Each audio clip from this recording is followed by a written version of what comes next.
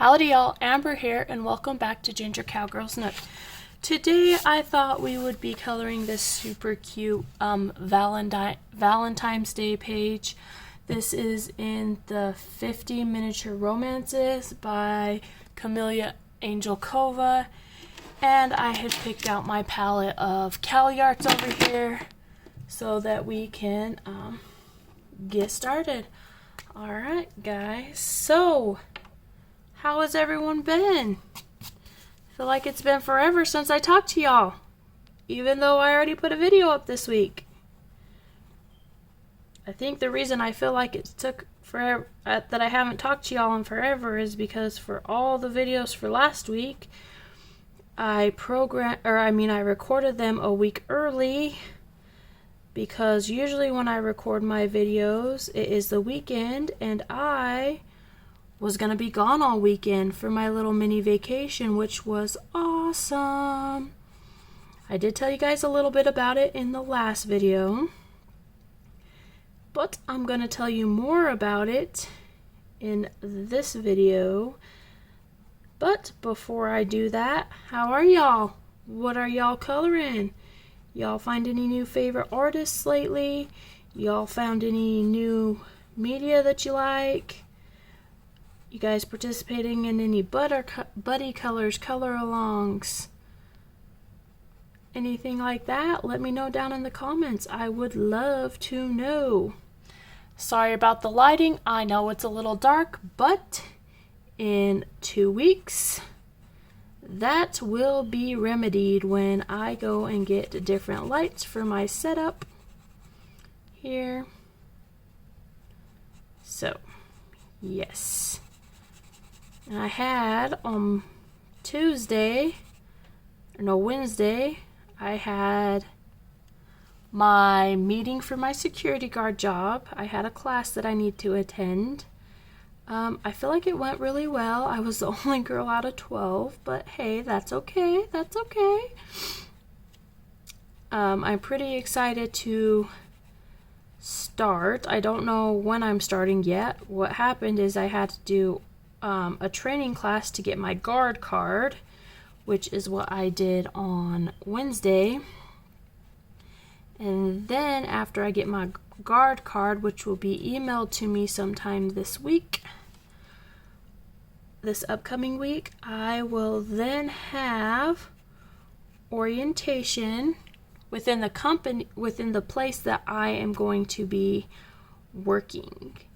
So I'm really, really excited about that. Pass my drug test, pass all my assessment tests, all of that. So that was really, really good. I knew I was going to pass it, the drug test and everything, because I don't do that kind of stuff, but that's just my personal preference. If you do it, there will be no hate from me. So, yes. So that was nice to go there. I found out I knew actually quite a bit of the stuff that they were teaching us in our guard class, which I can't really get into too much, but I wanted to tell you guys about it. So I left my house at 5:30 in the morning to drive down to where the class was being held, and I left my house at 5:30 in the morning so that I could be there by 8 o'clock in the morning, which is when my class would start. Plus I had to be there a little earlier than that because I had to get my BCI done. If you don't know what that is, it's my background check. Like I said, I had to do my drug test. So that was awesome. So I waited the whole time of me driving to not go to the bathroom because I knew I had to take a drug test when I got to Securitas, which is where I'll be working. That's the company I'll be working for. But I got there and I didn't have to do a urine drug test. I had to do a swab drug test, which meant that I had to leave this swab in my mouth and get it like sopping wet for about like 20 to 25 minutes, so it was all sopping wet, and then I had to put it in the little container and I had to smush it down, and then within like 10 minutes they had my results. So that was awesome, because I was expecting to have to do a urine one because that's the only ones that I knew of. So I was happy about that. And then my guard class actually went pretty good. It was 8 hours of death by PowerPoint. However, though, the instructor that was doing it kept it fun, kept it lively, gave us all a little bit of a hard time. So it was fun. You didn't feel like you were just sitting there for, 8 hours just staring at a TV screen, which nobody wants to do, especially if you're being a security guard, because they're on their feet all the time. Always walking around, always checking this, always checking that. So, but it was all right. And then I had to do after the guard class, I had to do my final to pass to get my guard card, which I did. I got 90%. There was a trick question though, and everybody in the class missed it. And I'm going to tell you what it is because it's funny. So, at the beginning of the class, like throughout the whole class, they're telling us that we are unarmed security guards, so we're not allowed to carry any non-lethal weapon. Pocket knife, pepper spray, taser, handcuffs, baton, any of that. We're not allowed to carry any of that on, just going to color this little heart pink too, because I want that S to be the lighter pink. Any kind of weaponry on us. Where at work, I can't even carry my gun with me at work, even though I have a concealed weapons permit. I can't carry my gun on me. So the whole class, they shove 2 things down our throats. Follow your post orders, and we are not allowed to have any weapons on us while we are in our uniform, period. And so we get to the test, and the one question that I'm going to tell y'all about, everybody in the class got wrong. That means all 12 of us got it wrong. And here's what it said. What, if any, non-lethal weapons can you carry being an unarmed guard? That was a question. Let's think about that for a minute. So, of course, I answered D, none of the above, because it has been pushed down our throats that we can't carry any weapons on us whatsoever, not at all, while we are in uniform. Okay, so I got it wrong. Everybody in the class got it wrong. And the reason we all got it wrong is because the answer was actually B, all of them. Now this rose to a lot of confusion with the class because we were told from the beginning of class that we cannot carry any weapons on us at all at any point in time while we're in our uniform. So as our instructor explained it, it didn't say while in uniform, it said while an unarmed guard. And the answer is all of them, because we could carry all of them as long as we are not in our uniform. Every day, all day long, as long as we're not in our uniform. So the whole class got it wrong. And the instructor's like, I swear that they put this question on here just so nobody gets 100%. Just so nobody gets 100%. So that was kind of, annoying. But it was alright. It was alright. It worked. And then our uniforms. Oh, I'm so excited for our uniforms, guys. They are sleek. Holy cow. So our shirts are gray. We have a metal badge. And then they give us a hat and a beanie to wear. We get a black and red bomber jacket. On our gray shirts, there's also places to get red patches as we reach certain accomplishments. Within the company, we get like little red patches. We have black slacks. We have belt, like the seat belt buckle kind of belts that we gotta wear. And got that. We got tactical boots to wear. So it's actually a really nice looking little uniform. And then of course, when I become a armed guard, you notice I said when, because I will become an armed guard as soon as the opportunity arises for me. Then I will have a tactical belt with my gun, my taser, my pepper spray, my handcuffs, all of the stuff that I can carry with me, and a vest to go with that. So it will be pretty awesome. Super excited for it. Now I just gotta wait to get my guard card here. And then I have orientation.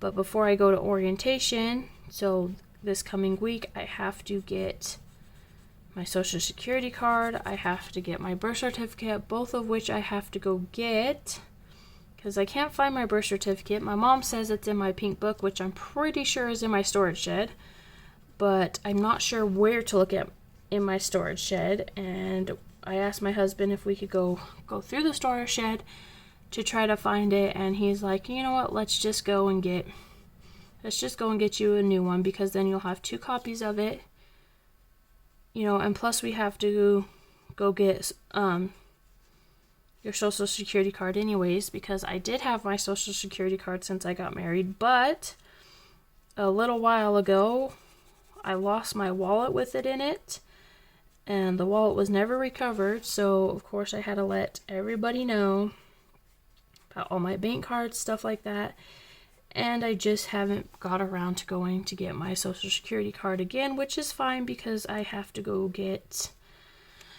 my older 2 children's, because the reason I have to go get my older 2 children's is because they have had their last names changed now. My husband adopted them. They are now Joneses legally. So we have to get them new updated social security cards anyways. So while we do that, I will just go and get mine.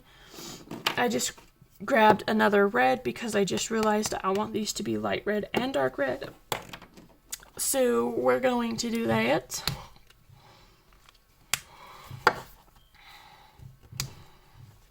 So we will be getting those in the very near future. So I will have that, and then I am going to have to, within 6 months of me actually getting hired on and starting to work as a security guard, I am going to have to go and get fingerprinted again, because yes, it's the same fingerprints as when I got my concealed weapons permit, but it has to be within 30 days of like the earliest it could be is 30 days after I became an active security guard, but I have up to 6 months to do it. If I would have got my fingerprints done recently, when I got my concealed weapons permit, if that was, you know, a little closer than what it was, within a year, which it wasn't, it's 2 years, I would have been able to use those fingerprints. However, it's been a while since I've got my concealed weapons permit. In fact, I'm having to renew it very soon. So, yeah, but that's okay, it's fine. And then also within 6 months of becoming an actual security guard and actually working as a security guard, I have to get not only my state background check, which I already passed, but I have to get my federal background check as well. So we will have to be getting that soon as well, because I would prefer to get it again. You can get it no sooner than 30 days after starting to work as an active security guard, but you also have until 6 months to get it. But I would prefer to do it sooner than that, because from what the instructor told us, everywhere that is doing it has a waiting list of 6 to 8 weeks to do it. And if I don't have it done by exactly 6 months after I started working as an active security guard, I will lose my license. And I will lose my license for 2 years before I could become a security guard again. So definitely don't want to do that. So my plan is to get it as soon as possible within the guidelines, like day 31 of me working as like a security guard. I want to go and get my federal background check done. So yes. And I know it probably won't be the exact day after I've worked there for 30 days, but I will make sure it's not any more than a week past my 30-day mark, maybe 2 weeks before I get the next background check. And that background check, I have to get that background check, and as soon as I get that background check, then, and it comes back, then I will be able to, at that point, I'll be able to apply for a armed security license. So that is the goal. And the lady that interviewed me said that as soon as the opening comes open for a security guard, armed security guard, that she's going to put my name into it, because I expressed that's what I wanted to do. You have to be able to get a concealed weapons permit, which, hey, I already got. And you will have to pass the federal background check, which I am not afraid that I'm not going to pass, because I don't really get in trouble any, so not worried about that at all. So that will be nice.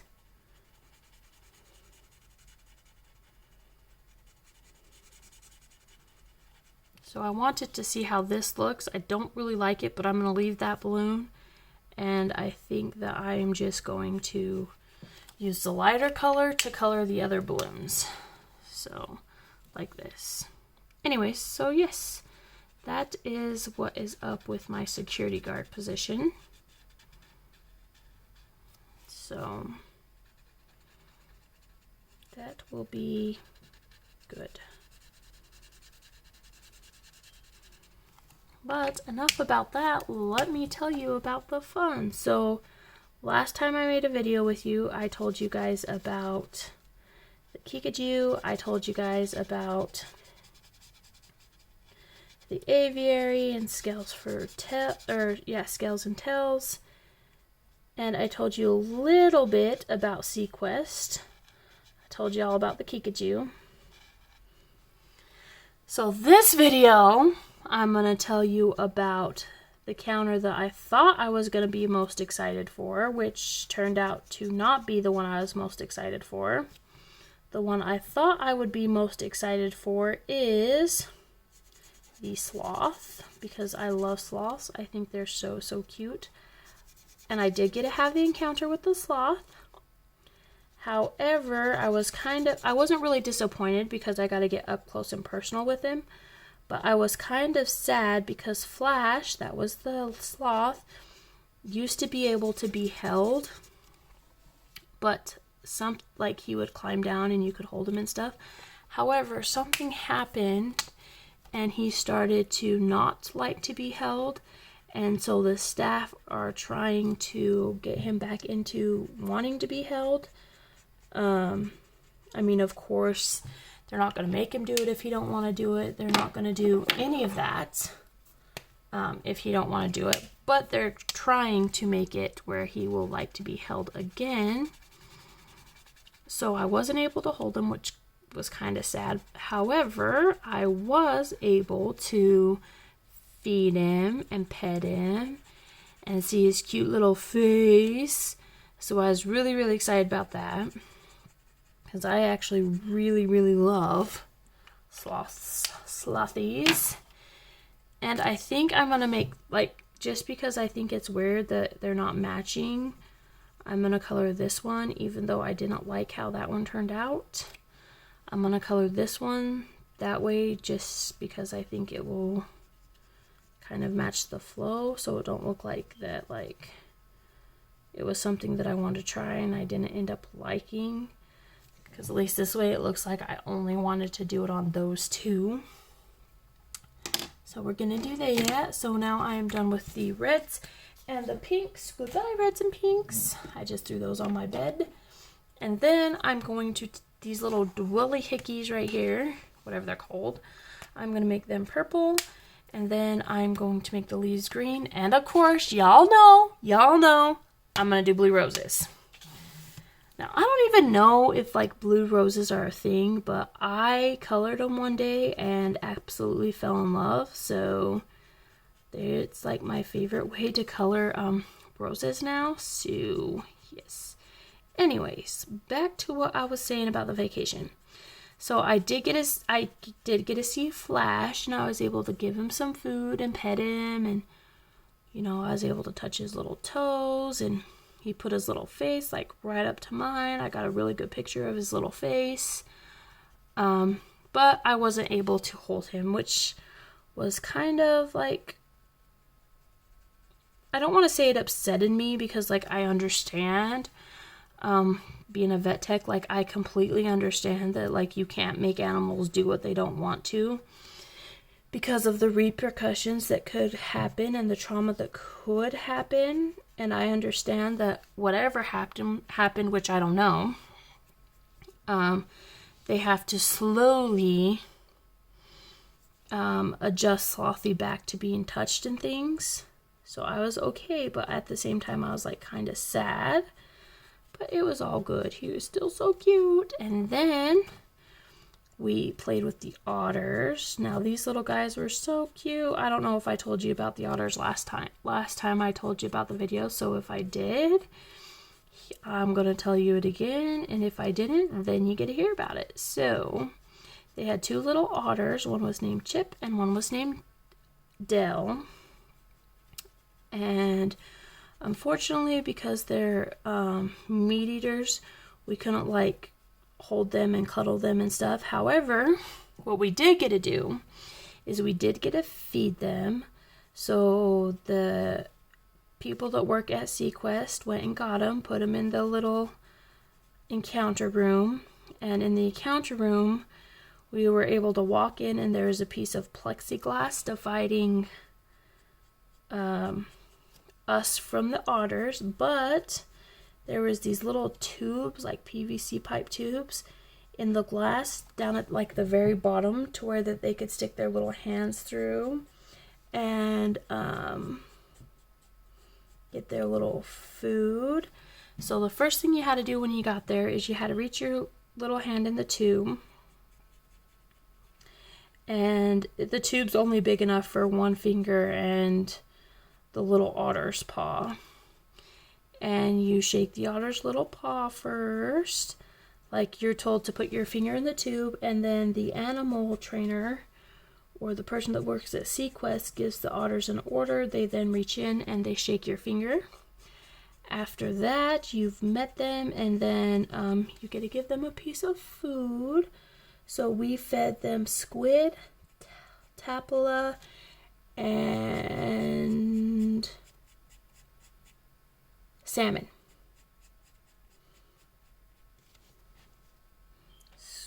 Oh, squid, shrimp, tilapia, and salmon is what we were able to feed them.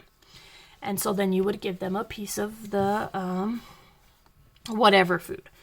They gave us big, huge, long, tweezer-looking things that you usually see with snake handlers when they're feeding live rats, or the frozen mice that you like hold them by the tail, and then like it's a really big, huge, long tweezer thing, and so that your hands are out of the way, or any meat-eating animal to be fair.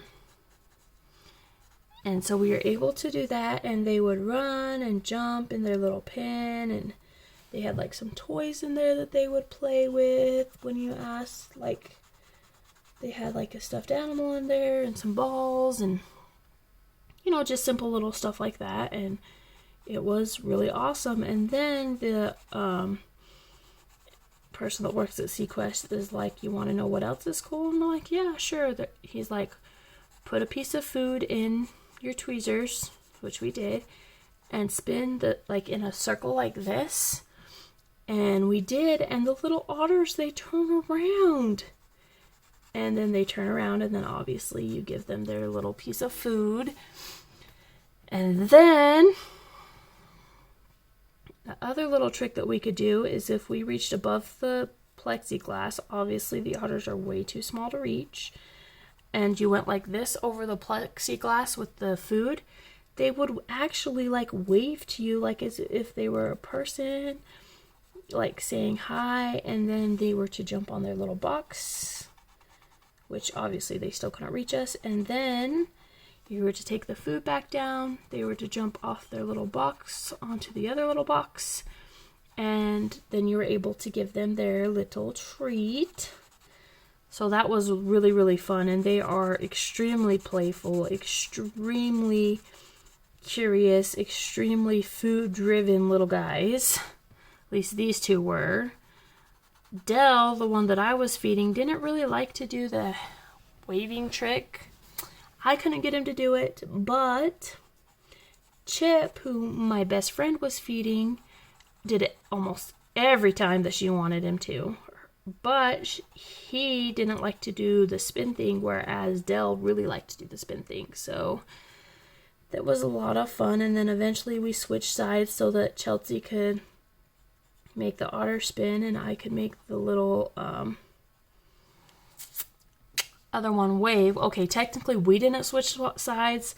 The one started to try to take the food from the other one, and so we just switched because the only one wanted to take food from me, it seemed like. So we just switched and played with the other little one. So that was a lot of fun. And then we got called to the front of Sequest, where we were going, for our last attraction, we were going to go swimming with the stingrays and the sharks. I was like, okay, I was a little scared, not because I was afraid of getting bitten by a stingray or a shark, but because I was really afraid of being able to breathe well with the snorkeling mask on. I was okay at first, and then the lady's like, okay, I'm going to show you guys how to put your mask on your face. Make sure it's like sucked to your face so no water gets in. So she had us put the masks on, kept the snorkels out of our mouths, and then she had us take a breath. And it sucked this mask to my face so tight, even like the little nose piece, that I kind of panicked a little bit. I did panic a little bit, to where I was very scared to wear it in the water. So, but then she's like, now put the snorkel in your mouth and breathe normally. So I put the snorkel in my mouth, breathe normally, and thankfully it pushed the mask away, like the nose piece away from my face. So after that, I was okay. And she said, and then as long as your snorkel's in your mouth, because I was still very unsure, she's like, as long as the snorkel's in your mouth, you could breathe normally. And I'm like, God, I hope so, because I am freaking petrified right now. So, but it worked out well. And then she told us the rules. She told us that if we needed to stand up or we got tired of swimming, that any of the red things that were in the tank are solid enough that we could step on, but we are not allowed to step onto the dirt or any of the other stuff that was in there. It had to be the reddish brownish colored stuff, because some looked like rocks, but they weren't actually rocks. They were actually stingrays, half buried. And obviously we couldn't step on the sand because the stingrays bury themselves, and we didn't want to hurt them or get stung or anything like that. The only other rule that we had is they have the big tank, and then they have a viewing platform, like where you walk up and it's like above the tank, so like you could see, like not from the side of the tank but actually down into the tank. Like that's the platform that we get on to get into the tank, but you could also like sit there and watch them and whatever and whatnot. There's like a little table, so if you wanted to eat some lunch right there, you could, kind of thing. And the only other thing that she told us that we could not do is when we were swimming around with the stingrays and the sharks, that we could not go under that little podium thingy that you could stand on and that we used to get in the water, because the sharks and stuff know that that's their safe zone, and if they don't want to be around us while we're swimming, or they don't want to be fed, or they don't want to be seen, or whatever the case may be, they know that this is their safe spot. So we're like, okay, that's not bad rules, like we could totally deal with that. And then we went off, and my best friend, she was having a very hard time like swimming around, and so she kept coming up because like she couldn't get under the water in like her wetsuit, like she couldn't go under the water.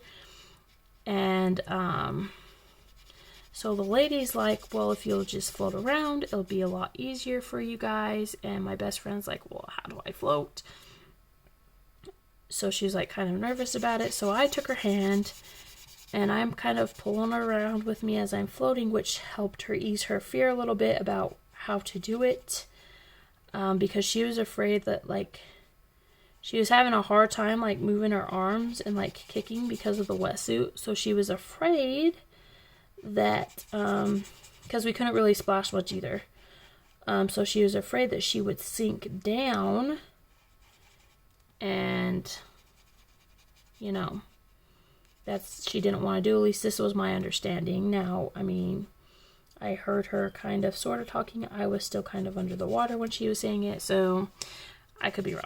Anyway, so I grab her hand and I pull her around with me for a little bit, and she got it and she let go of my hand, and she was just having a heyday. However, I was so glad that I am a rock climber, because when my best friend was kind of having a hard time, she was trying to get onto the biggest rock thingy, which is actually a person that we could stand on, but she kept slipping, and this is why she was afraid. You know, she was afraid that she was going to fall and hurt the stingrays or the sharks. Luckily, I am a rock climber, so I was able to hold both me and her on the rock surface, and it was very easy for me. And it's a good thing that I was able to get a good grip, because if not, my best friend like was trying to get onto the rock, because she's all like, well, you're solid, like, how are you doing it? And I'm like, well, come here, you know, and I was trying to help her get onto it, tell her like where to put her feet, because she is very much shorter than I am. So I am 6 feet tall, and she is, don't kill me, Chelts, because I really don't know how tall you are, but I think she's like 5'2" or 5'3". And so where I could stand and reach, she could not, because her legs were too short. So she was trying to find a place where she could, you know, touch. So I was trying to help her. And it's a good thing I'm a rock climber, because she had slipped and fell into me. And if I had not been a rock climber and constantly pulling my weight up these rocks on these teeny tiny little like crevices that you hold on to, I would have not been able to hold us, and we both would have crashed, and who knows what would have got her. So I was very thankful for that. And so after that, not that she did very much, but when she got tired, she would, you know, we would go over to the rock and we would hold on to it. Or if I got tired, we would hold on to it. Not that I got tired, but I did have a small panicking moment once, because I was swimming around, I was doing fine, and then all of a sudden my whole mask filled full of water. And I'm not sure if I went deep into the pool, or if maybe the seal had broken off my mask or whatever. So I like panicked a little bit. And, well, no, okay, not really panicked. Like, I was panicking in my head, but I was remaining cool and collected, you know, on the surface. And so I was able to get over to the little rock and hold on to it and fix my mask. That was the only issue that we had. And then after we were done swimming, we were able to feed all of them. And that was awesome. Oops, I just dropped my marker. That was really awesome. So the little stingrays kept nibbling on my toes. Apparently they thought that it was food or something. And then one of the little teeny tiny baby sharks did bite my finger. Obviously it didn't hurt, you know, but it was really, really fun. As you can see, I have finished our picture. I absolutely love this picture. I hope y'all enjoyed this video. I hope that y'all are having a good week and a good night. And if you please like, comment, and subscribe to my channel. And if you do subscribe to my channel, go ahead and hit that little notification bell so that you get a notification every time I upload a new video. And always remember, be who you are. Those who mind don't matter, and those who matter do not mind. Be strong, be bold, be beautiful, be you. Until next time, bye guys!